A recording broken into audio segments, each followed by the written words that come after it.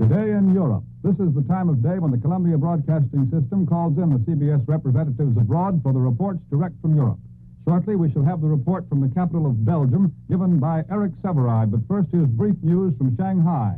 The Japanese forces are withdrawing from the entire Chungshan district of South China. It was announced today. This withdrawal was ascribed to a desire by former Chinese Premier Wang Qingwei that the Japanese shorten their battle lines. And we take you now to Brussels.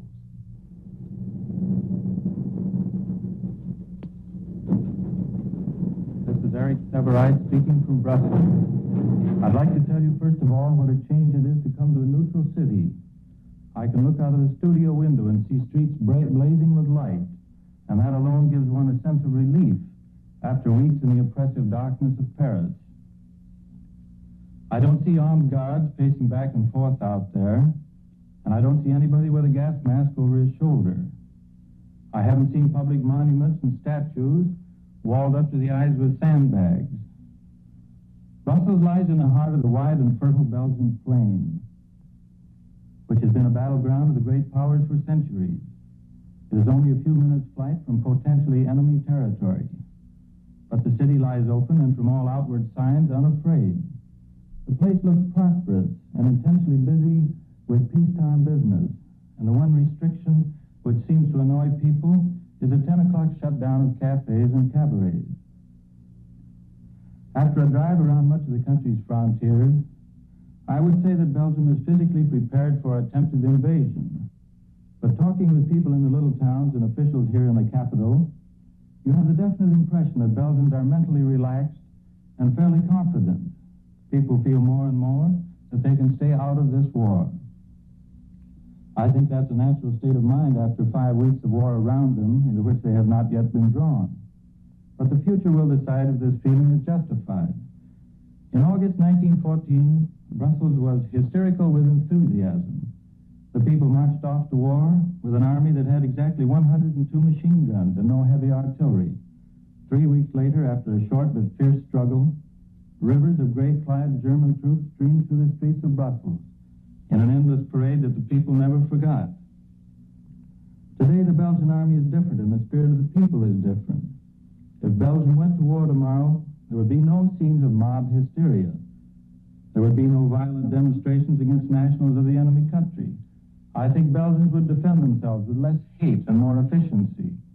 But they want to remain neutral and at peace.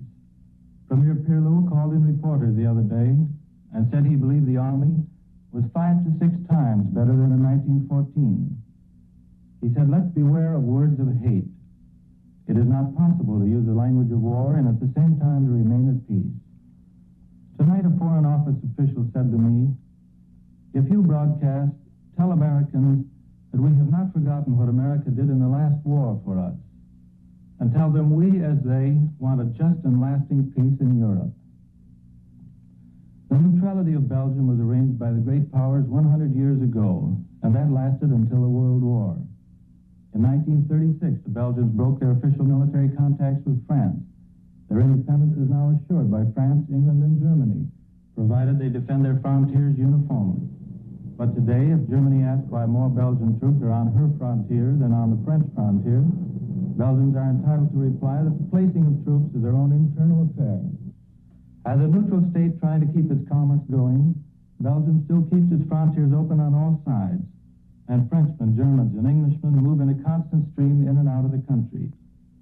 As a democratic state, Belgium keeps its press uncensored and allows all political groups to continue their own propaganda. The lobby of my hotel is always full of foreigners, reporters, businessmen, diplomats, and agents of all the great powers. Only 2 or 3 extra English and French journalists have turned up. But it's interesting to point out that many German journalists who had to leave France and England have settled here in Brussels. I'm told there are 31 of them here now, and the staff of the German embassy itself has been enlarged. The German Information Service here publishes a news release 5 times a day, while English only publish once. German newspapers often get here quicker than the British, although French papers arrive promptly and Belgian newspapers print a good deal of news from Paris. There are few uniforms on the street here, and you have to drive into the country before you get any visual confirmation of the fact that this country is 50% mobilized for war. More than 300,000 men are under arms, and if the government calls for full mobilization, that figure will jump to 800,000. Belgium had a full dress rehearsal last year during the Czech crisis. This year, she has had 5 weeks to put herself on the alert. Today, the defense system is manned on every frontier, including that with Holland and on the North Sea coast. In 1914, she was caught off balance. Then the troops lacked training and equipment. After a couple of days' march, for example, their boots wore through. The invasion and 4 years' occupation was a bitter lesson. Since then, Belgium has labored and spent millions so that the same thing will not happen again. The task of the army is simplified, first because it needs think only of defense and not of attack. Second, because on the German side, the defense line is rather short. And third, by the magnificent barriers nature and engineering have given the country. This time, if invaded from the east, I think the Belgian army would not make the mistake it made before. The same mistake the Poles made, of trying to defend the frontier itself. Instead, they will fall back into the defendable positions. A map will show them to you. In the southeast is the Ardennes region. It is mountainous, the roads are narrow, and the rivers cut deep gorges. An invader would move slowly and painfully here. Further back is the River Meuse. The bridges are mined and concrete gun emplacements line the west side. At Liège, rivers, railways, and highways come together. And here is the pathway into the Belgian plain, and the key to Belgian defense. Further north, concrete pillboxes, 3 to the mile, line the river up toward the Dutch frontier. At last, there is the Great Albert Canal, which cuts across from this point toward Antwerp far to the west and north. Parts of this canal can be flooded, and the rest strongly defended. You can see that Belgian defense is an engineering problem. The Army knows this, and in the Ardennes, for example, troops get 6 weeks training in demolition work. Dynamite is their weapon, and their own bridges and roads their objectives. Sunday morning, we drove along the cobbled highways with their curbings like a city street, and the neat bicycle paths beside them. And in every town, the people were at worship, and bicycles formed a cluster around each little church. Milk carts stood in the streets, with the dogs that pulled them waiting patiently in harness. When the church hour had passed, we found each village full of soldiers in khaki, young, ruddy-faced boys who wore képis with a tassel in the front. In Liège, where the forts held up the German army for days in 1914, in a siege which history will never forget, everybody was busy with his Sunday activities. The odds and ends market was going full blast along the river, and the traveling carnival was ready to open. Clusters of boys and girls in scout uniforms were climbing in and out of streetcars. No gas masks here, hardly a sign even to indicate an air raid shelter. I came across a white notice pasted on a brick wall.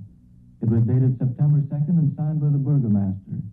He asked the people to remain calm and said, "Our army is ready and will fulfill its duty."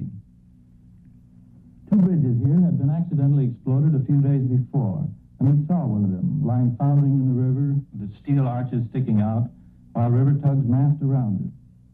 Beyond the city are the rings of forts. They are modernized now and painted green like the landscape, with rounded gun cupolas, stretches of rusted barbed wire, and stubble fields of anti-tank rails planted in front of them. But there's one rather medieval touch, and that's the deep tank moat which runs around the fort. In this region, the Belgian army has defense positions disguised as little huts. The windows that look like glass, but are really steel shutters. When we moved down into the Ardennes region around Eupen and Normandy, there's an astonishing change here in the terrain. Suddenly you find yourself in pine forests with steep hills rising up around you. The region has a wilderness feeling about it. Villages are far apart and seem empty and desolate under a gray sky. We began to run a gauntlet of barricades on the road. Wherever there was a bridge or a spot where it was impossible to leave the road, we found one. Sometimes they were just piles of newly cut pine logs and brush. Some were made out of layers of rocks, and the cement was still wet. In each case, they were formed in zigzag, so that you had to come to a full stop and then cautiously twist your car around them. They are designed, of course, to slow down invading troops. And always beside the barricade was a little wood or brush hut with an armed guard sitting before an open fire.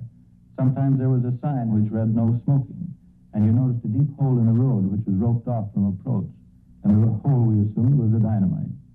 At one barricaded bridge, we stopped and talked to the guards. Across the bridge, the forest was in German territory. The guards were friendly and casual. They loaned us their binoculars and pointed out a clearing in the distance where men were working. That was the Siegfried Line, a part of it, getting to finishing touches. Further on along the woods road, we paid particular attention to the map, since one man in the car had a British passport, and it would have been embarrassing, to say the least, to cross the line by mistake and run into a German patrol. A patrol of 2 Belgian soldiers stopped us. They seemed hungry for company and put their feet up on the running board and talked with us a long time. They had a perfectly relaxed air, as though nothing had happened and nothing ever would happen. They told us that now and then, in the middle of the forest, they ran into German frontier patrols. There were always 3 men in a German patrol, and when they met, the 3rd German soldier always stepped back into the trees to watch. And the Belgians laughed about that. They often talked with the German guards and heard from them even the official German argument that they wanted no war with France, which was the official German argument that they wanted no war with France, which was official Germany. The Germans liked to make jokes about Mr. Chamberlain's umbrella. The young German soldiers insisted France and England, not Germany, had invaded Belgium in 1914. That's the way they had learned their history. Back on the main highway, not far from Aix-la-Chapelle, we approached the German line again. The Belgian custom guards again chatted and smoked with us on the road. We walked a little way toward the German side, where a wide streak of white paint across the highway divides Belgium from the German Empire. 2 men in gray Reichswehr uniform and steel helmets were there. They were remarkably big, square-built men. As soon as they saw us, they separated. Each took a side of the road, and they stood stiffly at attention, their eyes fixed upon us. After the casualness of the Belgians, that seemed a startling gesture. It impressed me with the fact that across this streak of white paint, a new empire began. A new kind of society, and a moral atmosphere that reached from that point far to the east. Now, I suppose, it stretches eastward to Vladivostok and the Pacific.